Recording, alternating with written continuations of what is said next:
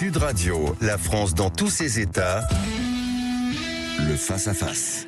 Vous êtes bien sur Sud Radio, il est 13h03, vous êtes avec Perico Légas qui reçoit le sénateur d'Indre-et-Loire, donc de Touraine, Vincent Louault, qui a deux casquettes. C'est un sénateur qui s'intéresse au budget, mais c'est un sénateur qui a une exploitation agricole en polyculture et qui élève de jolies vaches que je connais, puisque je suis allé voir son papa qui était sénateur lui aussi, et quand je suis arrivé, le sénateur était avec sa fourche en train de donner du foin. Assez bête. Donc on va parler budget. Pas trop, parce que les Français ne comprennent plus rien. On voudrait juste un point d'éclaircissement. Et puis surtout, on va faire un tour d'horizon sur la crise agricole. On a reçu ce matin Luc Messard, vice-président de la FNSEA, et on discutera avec Vincent Louault. Est-ce que le monde agricole est un peu divisé sur les notions d'abattage et de principes de précaution? Vincent Louault, merci d'être dans le studio de Sud Radio aujourd'hui, de prendre sur votre précieux temps sénatorial pour venir éclairer nos consciences et nos esprits. D'abord, ce budget. Alors attendez, c'est parlons vrai, le thème de l'antenne, vous savez, parlons vrai. J'ose pas être grossier, mais c'est un budget, quoi qu'il en sorte, c'est un budget à la con, pardon d'être grossier, ou est-ce qu'on peut arriver à un budget intelligent, cohérent, qui fasse du bien à la République, ou ça va être forcément un budget compromission, avec, pour faire plaisir à l'un, on aura dépossédé Jacques, et pour faire plaisir à Jacques, on aura dépossédé Paul.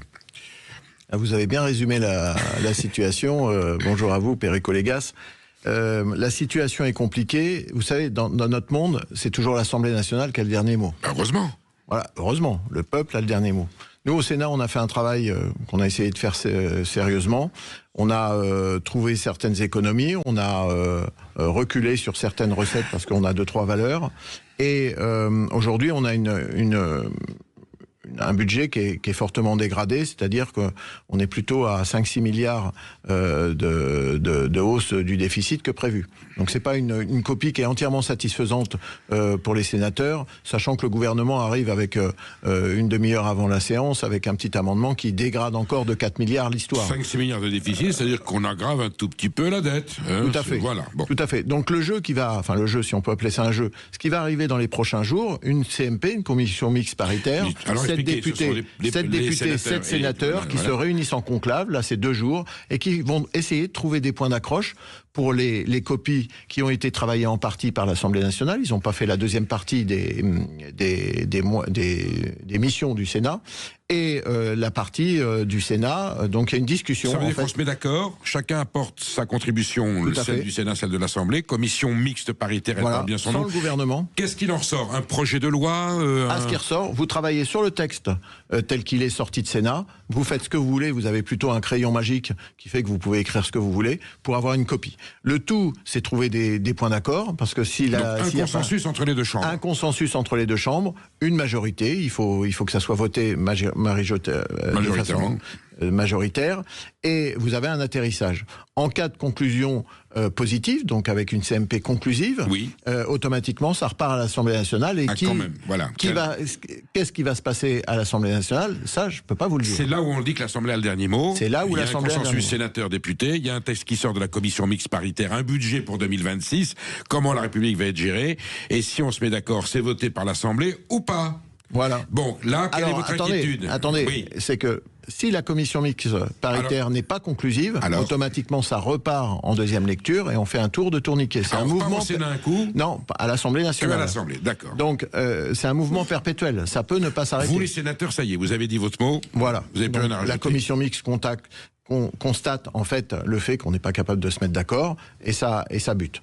Donc après tout le jeu, ça va être les groupes politiques jusqu'où ils vont vouloir aller pour trouver un consensus. Nous par exemple chez Horizon, on est parfaitement clair, on l'a dit pendant tout le débat au Sénat.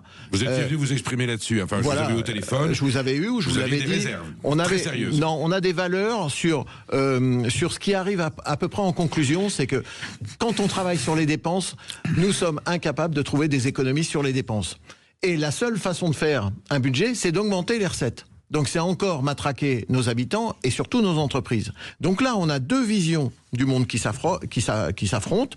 Et nous, chez Horizon, on a toujours dit depuis le début qu'on ne pouvait pas faire tomber la bouteille à encre, encore une fois, sur le budget. Donc, on sera droit dans nos bottes pour... déjà, on est en CMP. Alors, vous, à Horizon, de quoi ne voulez-vous pas, hein, Nous, ce qu'on ne veut pas, c'est des hausses massives, notamment sur les forces productives de ce pays, que sont les entreprises, les petites entreprises et les habitants. On ne peut pas toujours dire, à un moment, on va faire déraper la dette et augmenter le poids de la fiscalité dans ce pays. Parce qu'on ne veut pas faire d'efforts sur les dépenses. Donc le vrai problème, c'est les politiques refusent l'obstacle de la dépense. Ça, c'est pas possible, c'est dans notre ADN, on fait de la dépense. Donc il faut à tout prix être capable de réviser des trajectoires de dépenses fortes. Là-dessus, vous êtes solidaire. Combien de sénateurs Horizon, Vincent? Alors dans le groupe des indépendants, on n'est pas que Horizon, parce qu'on a des radicaux de gauche, on est une dizaine, une douzaine. Et le groupe parlementaire à l'Assemblée, c'est 23, je crois. Oui, un peu plus, oui. Un petit peu plus. Là, vous êtes unanimes tous sur le fait qu'on n'acceptera pas de dépenses. Là,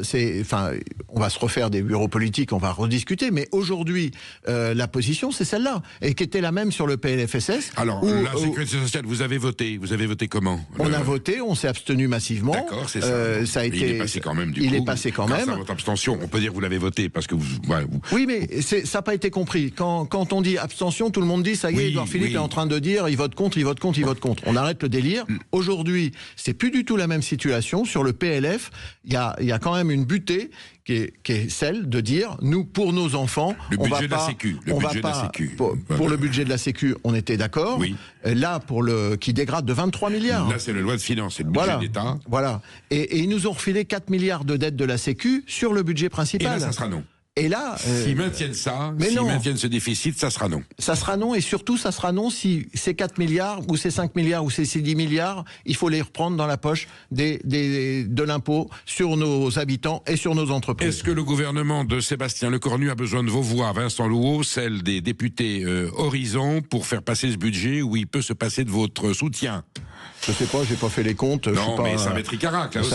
Mais bien sûr, mais vous savez, aujourd'hui, vous avez le positionnement des socialistes, on n'y comprend plus rien, c'est de l'enchère. Le positionnement des écologistes, comment se passe? Excusez-moi de vous couper. Dans votre ancienne majorité, Vincent Louault, à Renaissance, il y a des gens qui pensent comme vous, peut-être au Modem aussi, qui sont contre le déficit. Bien sûr, mais à un moment, on ne peut pas dire aux Français, bon, écoutez les gars, on veut tous partir à Noël, peinard, allez, quoi qu'il en coûte, on vote n'importe quoi. Moi, je sais pas dire ça.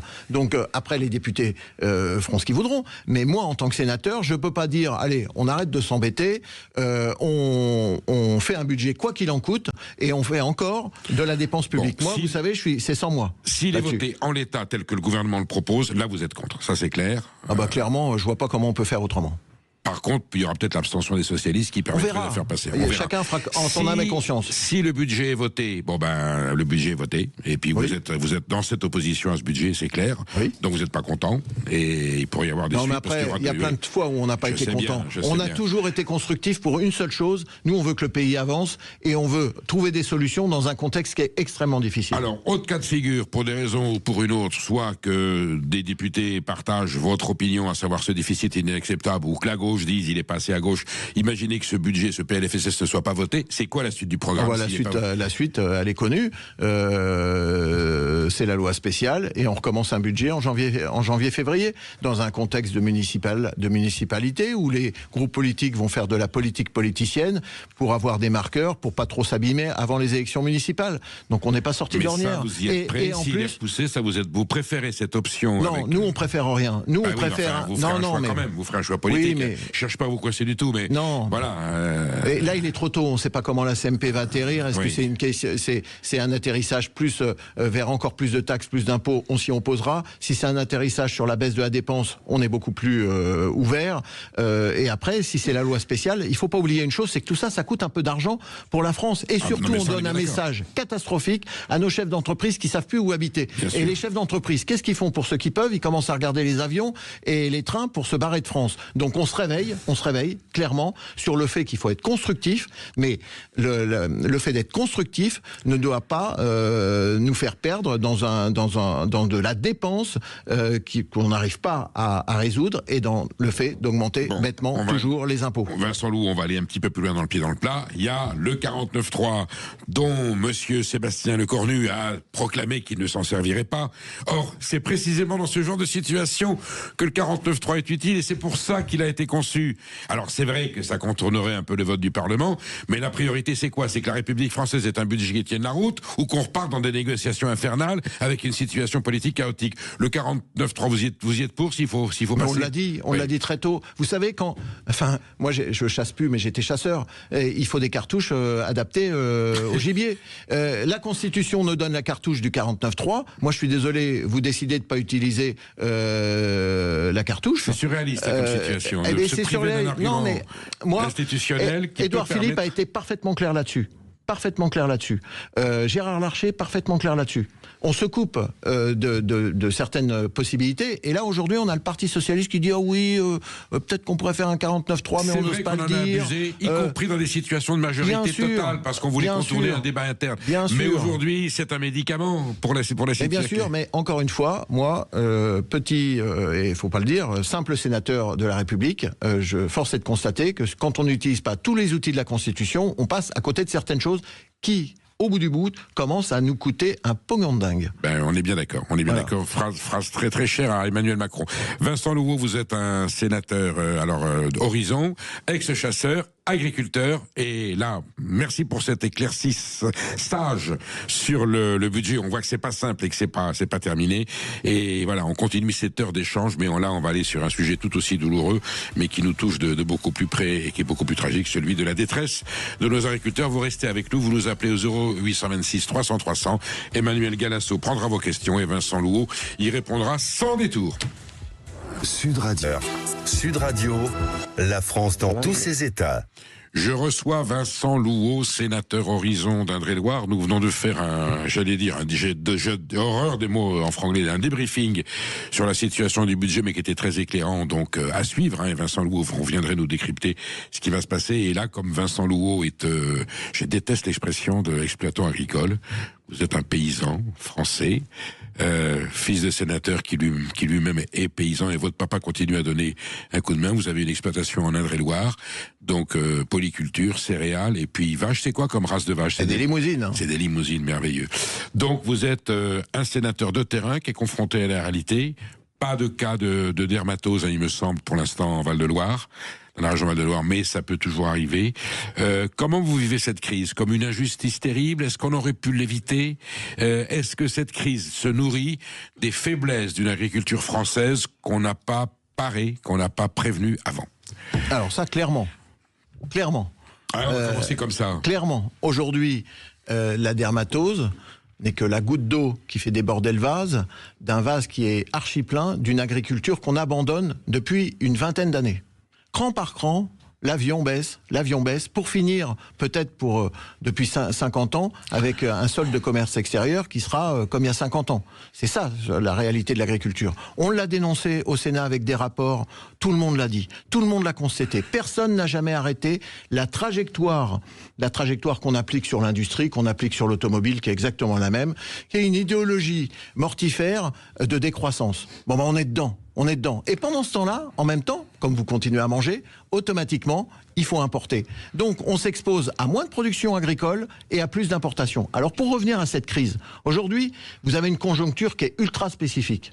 C'est laquelle? Aujourd'hui, vous avez des éleveurs laitiers qui vivent à peu près bien de leur métier pour produire du lait de vache. Ça va.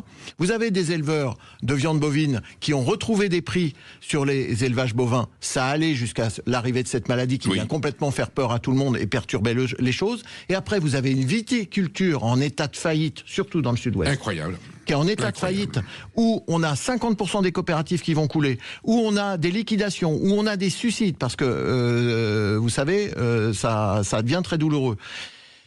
Et des céréales qui ont baissé de 40%, parce qu'on a fait un accord de quasi-libre-échange en juin dernier avec l'Ukraine, et donc on a les prix des céréales qui ont reflué de 200-220 euros à 160 euros la tonne. Donc, le pauvre agriculteur qui fait un peu de vache, un peu de céréales et un peu de vigne, et qui chope la maladie dans le sud-ouest, il pète un plomb. Ça, c'est le constat. Vincent Louot, le thème de Sud Radio, c'est parlons vrai. On va parler vrai. Je ne veux pas vous coincer. Je suis pas là pour la polémique. Vous défendez quand même, vous, Vincent Louot, un modèle agricole. Votre papa peut-être aussi, mais j'allais dire, la mouvance agricole à laquelle vous appartenez. Vous êtes sénateur. Vous appartenez à une mouvance qui a plutôt apprécié le modèle agricole tel qu'il a été conçu depuis une quarantaine d'années. Le chiraco-libéralisme, la FNSEA a donné les consignes. Elle était seule à co-gérer l'agriculture française avec le ministère. C'est unique à la France. On paye aussi un petit peu cette insouciance, cet européisme béat. Je ne veux pas jeter l'anathème sur l'Europe parce que ça sera quand même la solution. Est-ce qu'on s'est quand même fourvoyé à un moment donné, depuis longtemps, sur ce modèle un peu productiviste, pas que avec l'obsession, il fallait exporter, il fallait être compétitif, et puis les structures familiales s'étaient périmées, il fallait des grandes exploitations qui puissent avoir un pouvoir sur le marché international. Est-ce que tous ces dogmes-là ne nous ont pas induits en erreur à un moment donné? Je dis pas qu'il faut tout jeter, mais est-ce qu'on n'est pas allé trop loin dans une logique que économique, de compétitivité internationale, alors que l'agriculture, c'est pas que ça, c'est aussi nourrir le pays et maintenir des exploitations familiales et des paysages et des troupeaux. Vous me poussez au fond du terrier. Est-ce que l'agriculture est là pour entretenir les paysages quand vous allez revenir en Touraine et quand les Parisiens vont sortir et aller en vacances cet été et importer toute la nourriture? La bonne agriculture, le maintien de fait. Voilà. Je veux dire Donc oui, j'ai toujours soutenu le fait qu'on était... Alors déjà, je suis pas syndiqué. J'ai jamais été syndiqué de ma vie. Je rappelle parce que on fait des amalgames de tous les côtés et les raccourcis sont un peu fatigants. Premier point, moi je défends un schéma d'agriculture qui est familial, oui, pas familial sur le fait que la famille se recroqueville, mais que les capitaux appartiennent à des familles, contrairement à dans d'autres pays où les capitaux appartiennent à des trusts et à des unités financières. Donc c'est pas du tout ça. Donc on le dit pas assez. La différence est très importante. Ça c'est le premier point. Premier point, nous sommes des chefs d'entreprise qui vendons à l'export un tiers en Europe, pour tout produit. On exporte un tiers en Europe, un tiers dans le restant du monde. C'est ma fierté. Vous m'excusez, moi je suis pas un décroissant. Donc ma fierté, c'est d'assumer le fait qu'on exporte des produits de bonne qualité. Quand on exporte du blé en Afrique du Nord, sur toute la partie Maghreb, on évite le fait que les gens traversent la mer. Faut aussi le dire, parce que c'est de la géopolitique du blé. C'est la géopolitique du blé. Donc dire, ah non mais nous, on est des gosses de riches, on veut pas participer à ça parce que on a une idéologie où on pourrait juste produire ce qu'il faut, ou alors monter des grands murs au long de la France en oubliant qu'on exporte les 2/3 de tous nos produits agricoles, matières premières et matières élaborées, ça serait quand même se coller une balle dans le pied. Donc oui, j'ai toujours défendu un schéma ouvert sur les autres et ouvert sur un certain libéralisme. Aujourd'hui, force est de constater que l'Europe nous a fait la politique du commerce, c'est la seule politique qui est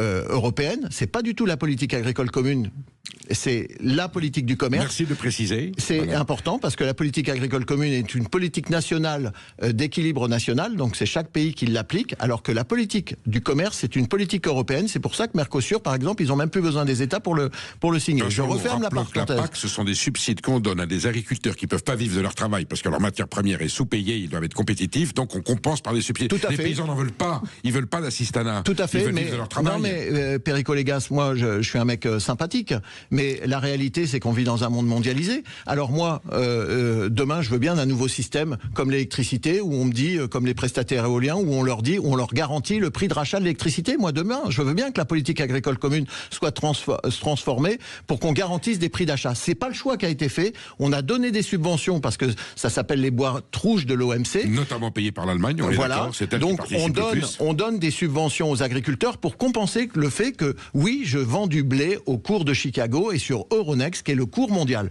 Bienvenue dans une réalité qui n'est pas autre chose. Après, il faut changer le système. C'est parce qu'un jour, on a décidé que l'agriculture française allait rentrer dans ce qu'on appelle le GATT, autrefois, qui est l'OMC, c'est-à-dire le marché mondial. Est-ce qu'on aurait pu s'en tenir au contexte européen avec un traité de Rome formidable qui s'appelait la communauté économique européenne avec la préférence communautaire? On vit d'abord dans l'économie européenne. On voit éventuellement si on importe ou si on exporte. La préférence communautaire, Perico Légas, c'est c'est déjà, ça serait les acheteurs de blé peuvent établir la référence communautaire. Oui. Seulement la morale de l'histoire, c'est que 50% des acheteurs sont tout contents d'aller acheter du blé qui vient de Russie, détaxé et qui est blanchi par certains pays, ou alors au Canada, parce qu'ils se font plus de marge. Toujours pour appliquer des prix toujours plus bas pour des industriels qui sont pas en grande santé aussi. Vous savez, faut pas croire que c'est un monde où les agriculteurs meurent, mais les industriels sont en grande difficulté, pressurisés par une grande distribution qui gagne pas forcément très bien sa vie, mais qui pressurise parce que la seule différenciation d'une grande surface, c'est de faire des prix toujours plus bas, qui est mortifère. Donc aujourd'hui, moi, je suis pas là pour changer la politique agricole commune. Ça fait partie des choses qu'il faudra voir. Je pense qu'elle est à bout de souffle. On peut la repenser. Je pense qu'elle est à bout de souffle. Moi, je pense qu'il faut. qu'on nous annonce qu'elle est à bout de souffle. Je pense que les Américains ont un système assurantiel. Quand les prix descendent, c'est l'État qui paye la différence. Aujourd'hui, ce qu'on fait pour les éoliennes, vous faites un contrat avec l'État à 90 € le mégawattheure. Et si le prix descend à 30, c'est l'État qui paye la différence. C'était l'office du blé en 1936 par Léon Blum. Interdit par les règles de l'OMC. Ça s'appelle les boîtes rouges de l'OMC. Voilà. Et donc, on a donné des subventions aux agriculteurs verdites, de côté très vert, pour nous donner de l'argent contre des services environnementaux. On arrête les conneries. Aujourd'hui, le monde a évolué et le monde doit s'adapter. Donc, la réforme de la PAC, est nécessaire. Seulement, aujourd'hui, dans la crise où on est, aujourd'hui, maintenant, tout de suite, les agriculteurs ne supportent plus le manque de contrôle aux frontières. Mais c'est comme Shine et Temu, c'est comme les colis, c'est la même histoire. Nous, on a créé la taxe. C'est mon excellent collègue Rochette qui a inventé la taxe sur les colis à 2 € il y a un an en projet de loi de finances. Amendement voté à l'unanimité. Et on s'apprête à signer le Mercosur. C'est ubuesque comme situation. Mais les paysans que je rencontre me disent, mais nous, on n'a pas peur du Mercosur. En temps normal. Mais aujourd'hui, tout le monde est en train de mourir. Croyez-vous qu'on va accepter la dernière dague d'un système de commerce qui est quand même très mal organisé pour une agriculture qui est moribonde? Et l'agriculture est moribonde en France, pas partout en Europe. C'est-à-dire qu'il faut bien avoir ça en tête. Le décrochage de la ferme France est une spécificité française, contrairement à l'Italie, qui, elle, croît son PIB agricole de 35%, les Polonais 50%, et quand nous on fait péniblement depuis 20 ans un petit 8%. Donc la France s'est mis des boulets, des chaussures de ski, et maintenant on nous dit il faut mettre les skis pour nager dans la mondialisation. Eh ben non, on n'y arrive plus, et les paysans ils pètent une pile, et les paysans aujourd'hui ils vous disent tous, ce que disent nos industriels, c'est qu'on est en train de mourir, et ils veulent plus se laisser mourir. Nous sommes avec Vincent Louot, nous disons des choses graves, importantes, passionnantes. Appelez-nous au 0826 300 300 parce que je sais qu'il y a des agriculteurs qui nous écoutent. On a Gilles d'ailleurs qu'on va retrouver tout à l'heure et on continuera ce débat, j'allais dire, exaltant avec Vincent Louot. À tout de suite. Sud Radio. Sud Radio, la France dans tous ses états. Vous êtes sur Sud Radio avec Perico Légas qui reçoit Vincent Louot et on est dans un débat, on a parlé budget mais là on passe à l'agriculture avec vraiment du parler vrai. Vincent Louot n'a pas sa langue dans sa poche, c'est un sénateur, c'est un agriculteur, on va au fond des choses. Je peux vous dire que les formules qu'il utilise, si elles étaient mises en vigueur, peut-être que ça débloquerait une situation qui pour l'instant est totalement statique. Alors nous avons Henri qui nous appelle de Biarritz, qui est au Pays Basque. Il n'y a pas de vache à Biarritz, Henri. Il n'y a pas de vaches, mais Dieu sait s'il y a des pots de vaches. Il y a des pots de vaches, mais il y a des vaches pas loin dans la belle campagne du Labour et de la Navarre et de la Soule. Le Pays Basque est riche en belles exploitations. Et bravo Perico pour votre passion du terroir et de notre chère France. En tous les cas, je me permettais de téléphoner parce que j'ai bondi sur ma chaise quand j'ai entendu ce sénateur au demeurant charmant et agriculteur. Vincent Louot, sénateur d'Indre-et-Loire, la Touraine. Louot. Eh bien, cher Vincent, quand vous donnez comme exemple, vous êtes sénateur, et c'est pas bien parce que vous êtes aussi français et vous recevez aussi vos factures d'électricité. Quand vous donnez comme exemple l'exemple de dire c'est l'État qui paye la différence si sur les éoliennes il y a un contrat qui a été signé à 90 € le kilowattheure et qu'il est à 30, c'est l'État qui paiera la différence. Là, vous faites du Hollande qui avait dit lors d'une émission, c'est pas un compliment dans votre bouche, je suppose, hein. Non, c'est pas un compliment parce que si vous voulez, sur toutes nos factures d'électricité, vous, Perico, moi, Vincent, nous avons tous une participation aux éoliennes qui est monstrueuse, qui est de plus en plus monstrueuse, et vous avez un célèbre écrivain qui a formé un mouvement qui s'appelle les Gueux pour parler de tous ces problèmes. Et donc là, vous devriez, quand vous prenez des exemples, faites attention aux exemples que vous donnez, parce que cet exemple n'est pas un exemple favorable. Répondez, Vincent Louveau. Alors l'exemple, il est justement très bon, parce que vous savez, mon petit cœur a saigné pendant le budget, parce qu'on va mettre 13 milliards sur une décision politique de dire on va mettre 13 milliards pour compenser justement ces énergies renouvelables. 13 milliards que vous ne payez pas du tout sur votre facture, parce que sur votre facture, vous payez le prix des réseaux, mais 13 milliards, 10 milliards précisément pour juste les éoliennes et le photovoltaïque, que vous payez avec vos impôts, monsieur. Pas du tout avec votre facture d'électricité. Votre facture d'électricité a fortement augmenté à cause des réseaux liés, justement, notamment, de l'éolien. Donc je fais ce parallèle-là pour dire, la nouvelle politique agricole commune peut très bien se faire un parallèle avec ce schéma-là. Et je dénonce, matin, midi et soir, vous pouvez aller voir sur Public Sénat toutes mes interventions. Je dénonce matin, midi et soir la gabegie sur le prix de l'électricité et surtout sur le prix que ça nous coûte, encore une fois, un pognon de dingue, sur deux sujets, le prix des réseaux et le prix des charges transférées à l'État qui sont directement payées par les contribuables. Et qui a eu l'idée de l'indexer sur le gaz, le prix de l'électricité? Alors ça, c'est plus compliqué, c'est le merit order. C'est le film en fait, aligné sur l'aluminium, vous vous souvenez? Non, oui, mais ça a une réponse qui est très technique, que je peux pas trop disserter, mais en fait c'est simple, c'est qu'on prend toujours le prix de l'électricité qui apporte, ce qui fait que ça coupe pas sur votre réseau. Donc quand il fait très froid, on allume une centrale à gaz qui va amener les derniers gigawattheures de puissance, et c'est ce prix-là qui fait le prix global pour toutes les énergies. Donc Henri s'inquiète à juste titre quand même que voilà. Il a raison. Bon, mais je prends le point, Henri. Je me suis mal exprimé. On est d'accord. Vincent Louveau, aujourd'hui le monde agricole est divisé. Vous le constatez bien sur le traitement qu'il faut apporter à cette épidémie de dermatose bovine. Faut-il abattre, vous le dites, vous avez un troupeau, si demain une de vos bêtes est touchée, contaminée, il faut abattre la totalité du troupeau. Vous pensez qu'on a encore les moyens de réfléchir et de savoir si on peut abattre évidemment la bête contaminée et maintenir un confinement pour voir si le reste du troupeau l'est aussi ou pas? Ou est-ce que le principe de précaution n'est non négociable, il n'y a même pas à discuter, on abat la totalité du troupeau tout de suite? J'aimerais pouvoir avoir une bonne nouvelle, pouvoir dire peut-être qu'on peut faire comme ci, comme ça, et puis me démarquer en disant oui, on va peut-être trouver une solution. Je dis pas qu'il y en a pas. Je dis que aujourd'hui, en tout état de cause, avec ce qu'on sait, cette maladie se transmet par les moustiques, les mouches. On a 2-3 mois pour résoudre le problème avant l'arrivée du printemps et de l'explosion du nombre de mouches suceuses de sang. Donc ça, il va falloir vraiment qu'on se bouge. Et encore, il ne fait pas assez froid. Oui, mais on aurait moins 10, moins 12, oui, ça serait réglé. Mais ce que je veux dire, c'est qu'on a un moment, une fenêtre de tir favorable où il ne faut pas baisser la garde. En Savoie, les deux Savoies, on a réussi à éradiquer la maladie. Il faut continuer. Je suis désolé. Moi, si demain, il faut abattre mon troupeau, je peux vous dire que je serai le premier à chialer. Vous en avez combien? J'en ai 40. 40 limousines. Plus les bébés, plus tous les petits et tout ça. Vous les connaissez toutes à 40? Mais bien sûr, bien sûr, je les connais toutes. Je les reconnais en fonction de leur cornes. Elles n'ont plus de petits noms parce qu'on a perdu l'habitude de leur mettre un petit nom depuis 20 ans. Mais je connais les lignées. C'est des vaches. Leurs cornes. Vous avez. Elles ont toutes les cornes. Donc, ça, c'est vraiment le premier point. Si vous avez un élevage où il y a un animal qui est touché, si vous tuez que l'animal touché, il l'a refilé à 1 ou 2 ou 3 bêtes, vous allez attendre 3 semaines, 1 mois pour voir apparaître la maladie.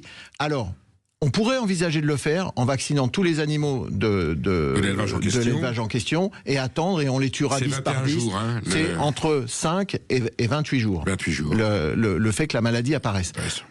L'effet du vaccin, c'est 21 jours déjà. Ah oui, déjà. Non, mais bien sûr. Déjà, ce qu'il faut savoir, c'est que les tests sérologiques qui ont été faits en Savoie ne marchent pas du tout. C'est-à-dire que vos vaches sortent négatives alors qu'elles ont des pustules partout. Il faut vraiment gratter le pustule pour constater que c'est la maladie. Sans oublier les portes saines. Tout à fait. Manifeste pas le fait d'avoir. Donc aujourd'hui, moi je suis pas là pour. J'aimerais pouvoir dire aux paysans. Non mais on va pas le faire. Vincent, moi, aujourd'hui, je sais pas faire. Je sais pas faire. Par contre, dans d'autres pays où il y a eu une explosion de la maladie, comme par exemple à La Réunion. Oui. 95% des éleveurs étaient touchés et des vaches étaient touchées. Automatiquement, vous ne pouvez pas tout abattre. Donc là, vous vaccinez et vous tuez que celles qui sont malades. Alors, certains disent, on n'avait qu'à faire comme ce qu'on aurait pu faire avec le Covid, après recul, on laisse la maladie. Alors, des êtres humains, c'est hors de question. On confine parce qu'il faut sauver des vies. Mais pour les animaux, on laisse la maladie se développer. Ça ne tue que 5 à 10% du bétail, et ce qui fait que ça en sauve le reste. C'est un argument qui tient la route ou c'est absurde? Voyons, et tout ça, à quel coût? Perte de production laitière, les vaches arrêtent de produire du lait quand elles ont la maladie. Avortement massif, perte des bébés de nos vaches, des vaches qui s'amaigrissent, des vaches qui ont plein d'autres problèmes. Le coût vétérinaire de traiter des animaux, parce que nous, les éleveurs, laisser des animaux malades, faut bien les soigner. Qui paye? Donc, qui paye? Non, mais donnez-moi la réponse. Qui paye le vétérinaire dans ces cas-là? C'est l'éleveur. C'est l'éleveur. Aujourd'hui est pris en charge l'abattage d'urgence.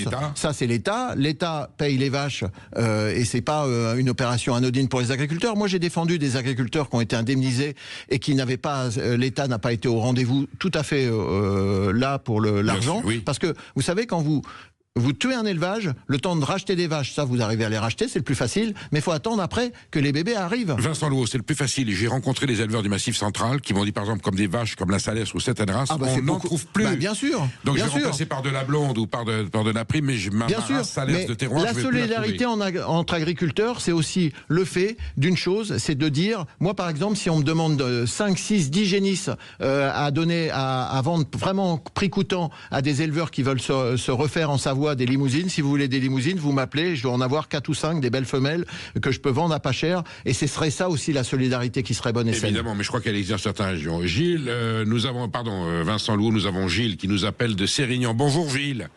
Bonjour. Je crois que vous n'êtes pas content à cause du Mercosur, c'est ça?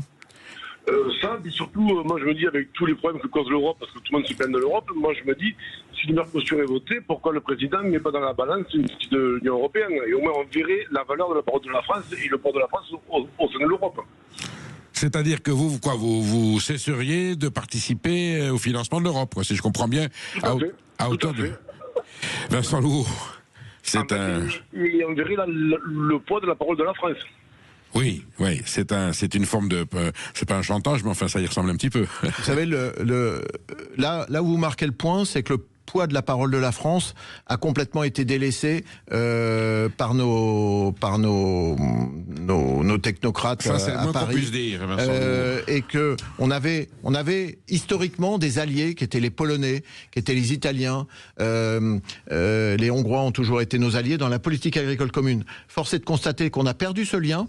Pourquoi? Parce que on est un peu crâneurs les Français, et qu'on croit parce qu'on est Français, en fait, on va imposer aux autres notre façon de penser. Donc on a perdu nos meilleurs alliés. L'Italie est en train un peu de se retourner et revient sur le Mercosur. Vous avez cité des pays au gouvernement polémique. Certains sont considérés comme illibéraux. Madame Mélanie est considérée. N'empêche qu'on faisait cause commune avec eux. Oui, mais n'empêche que quand tu es dans une Europe, quand ça te plaît pas, c'est évident que pour certains points, ça te plaît pas. Mais vous savez, faire des deals et faire des négociations, c'est aussi mettre de côté certaines choses qui sont trop sensibles. Mais si on fait un package et on dit non, mais là le gouvernement il me plaît pas, je veux plus parler avec ce pays-là, comme la Hongrie, comme la Pologne ou comme l'Italie, mais attendez, on va finir comme des ploucs tout seuls dans notre beau pays. Donc encore une fois, déjà on prend soin des pays qui étaient amis. Deuxième point. Arrêtez de payer l'Europe. Vous savez, l'Europe nous envoie aussi beaucoup d'argent, donc on arrête de payer, ils arrêtent de nous payer. C'est le chien qui se mord la queue. Et n'oubliez jamais qu'on vend un tiers de nos productions en Europe. Notre premier bassin d'exportation, le premier marché, c'est l'Europe pour tous les produits. Que ce soit des produits. Vous savez, le marché commun, c'était le but. Donc, il faut à tout prix faire valoir des choses dont on est fier. Des valeurs. On a sur le nucléaire des choses de valeur. Autant sur la bombe, on amène le parapluie à toute l'Europe. C'est quand même quelque chose. Après, on apporte la stabilité de l'électricité pour toute l'Europe, grâce à nos centrales nucléaires qui sont des centrales tournantes, et donc ça règle la fréquence et l'intensité pour toute l'Europe. Tout ça, ça vaut un peu de fric dans la négociation. Mais je pense que les idiots utiles qui font les négociations n'en parlent jamais, parce qu'on parle des sujets thématiques, vous savez, et puis après les ministres arrivent et on signe un beau papier, et après tout le monde repart. Ils oublient même de manger ensemble. Alors que Autrefois, Chirac et tout ce petit monde, quand ils faisaient des négociations, c'était des négociations à table qui finissaient à 5 heures du matin, peut-être avec 1,5 gramme, mais au moins ils arrivaient à des négociations conclusives. Je ne cesse de professer depuis 20 ans que l'acte alimentaire est un acte social, culturel et politique. Et ce qui se passe autour de la table est souvent plus pertinent ce qu'on fait par ordinateur. Tout à fait. Vincent Louroux, est-ce que la République française peut dire, en fonction des lois européennes, des traités européens, je fais acte de subsidiarité, je prends un droit de réserve, vous pouvez signer le Mercosur, je ne l'applique pas chez moi. Est-ce qu'elle a le droit de le faire aujourd'hui au vu des textes européens? Bien sûr que non. Bien sûr que non. C'est quoi le droit de réserve? Mais on ne peut pas appliquer le droit de réserve sur une compétence pleine. Enfin, je veux dire, alors là, soit j'ai loupé un de mes cours du soir. Non, mais on ne peut pas. Vous savez que nos douaniers n'appliquent que des directives. Et les douaniers, il n'y a pas de retranscription en droit français des directives européennes sur la douane, parce que le commerce est de compétence, je l'ai dit tout à l'heure, européenne. Donc il faut bien comprendre que l'Europe, qui s'est comportée comme un peu les idiots utiles de la mondialisation, où la pensée unique de l'Europe, c'était les marchés vont tout résoudre. Mais non, les marchés ne résolvent pas tout. Vous avez deux pays comme Trump d'un côté et les Chinois de l'autre côté qui signent des décrets plus vite que leur ombre. Et nous, les idiots utiles européens, on réfléchit, on négocie, on va mettre 6 mois, 1 an pour réussir à faire un truc. Mais attendez, la crédibilité, elle est plus là. Donc oui, les agriculteurs qui voient tout ça, ils sont chauds patates. Et ils se disent, dites donc, les petits loups, quand est-ce que vous passez la deuxième là? Parce que nous, on est en train de mourir. Les commerçants sont en train de mourir avec Chaim et Tému. Les industriels prennent en pleine tronche le fait qu'on n'arrive pas à s'adapter à une concurrence qui est sauvage avec la mondialisation. Donc, bienvenue dans le monde réel, les gars. Il va falloir se réveiller. Quand j'entends le président de la BPI qui est surpris de l'innovation en Chine, j'ai envie de lui dire, dis donc, il fallait se réveiller avant. Hein. C'est pas très rassurant. Vous êtes sur Sud Radio, vous restez avec nous. Il y a Vincent Louroux qui est en pleine forme. Il dit des choses importantes qu'on entend rarement sur d'autres médias. Et vous nous retrouvez dans quelques instants parce qu'on continue ce débat passionnant sur l'avenir et la détresse de l'agriculture française. Au 0826 300 300. Midi 14h, Sud Radio, la France dans tous ses états. C'est le face-à-face, mais c'est un face-à-face constructif, même si on se dit les choses avec véhémence. Mon cher Vincent Louroux, nous dissertons tout simplement sur la situation agricole qui est effarante. Comment on en est arrivé là? Vous avez fait une description de la situation depuis 50 ans, qui prouve qu'il y a eu des aberrations qui ont été acceptées, et avec la complicité de tous les partis et de tous les intérêts du monde agricole français. Pour autant, je vous posais la question il y a quelques instants. Ce Mercosur, on n'en veut pas. Le gouvernement essaie de repousser un petit peu à plus tard, savoir si Madame van der Leyen veut bien, et la Commission repousser cette signature. On voit bien que c'est une exigence aujourd'hui des agriculteurs qui sont en souffrance, ce Mercosur. Vous m'expliquez que même si le Parlement français votait une résolution disant la France ne signe pas le Mercosur, et que les autres pays la signent, on nous l'imposera de force? Bien sûr, c'est le droit européen sur une politique qui est européenne. Donc on est pris au piège, et c'est là où j'en veux un peu. Il y a un problème de souveraineté, là, vous reconnaissez. Il y a un problème de souveraineté, mais c'est valable pour l'industrie automobile, c'est valable pour plein de trucs. Tout à fait. En fait, il y a des parallèles qui sont monstrueusement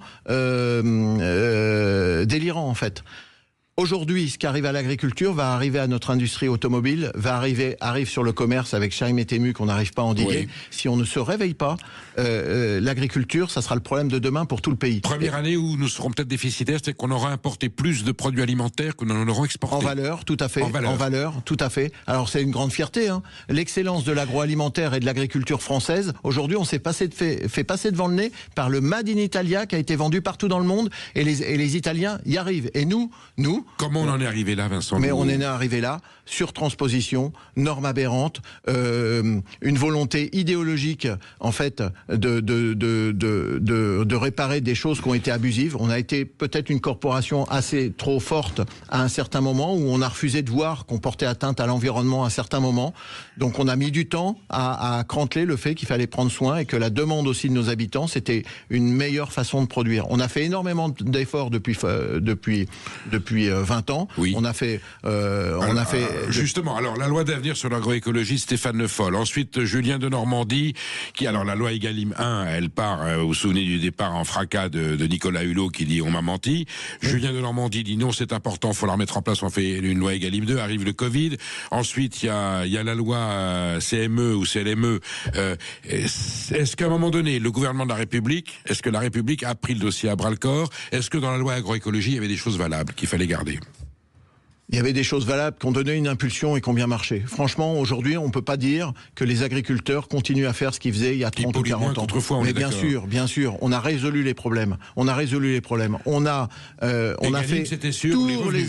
Alors, Egalim, c'est différent parce que c'est sur les revenus, sur le comportement des achats et des personnes qui nous achètent nos produits, qui est basé sur la LME. On n'a jamais... En France, vous savez, on fait des apports, on fait des nouveaux Egalim sur des nouveaux Egalim et on fera des nouveaux Egalim qui augmente la complexité du truc. Mais tu n'as pas enlevé LME de modernisation de l'économie qui efface tout. Mais oui, qui était débile. Non, elle était en première, la LME. Mais, du coup, comme elle est débile, on n'a pas enlevé LME.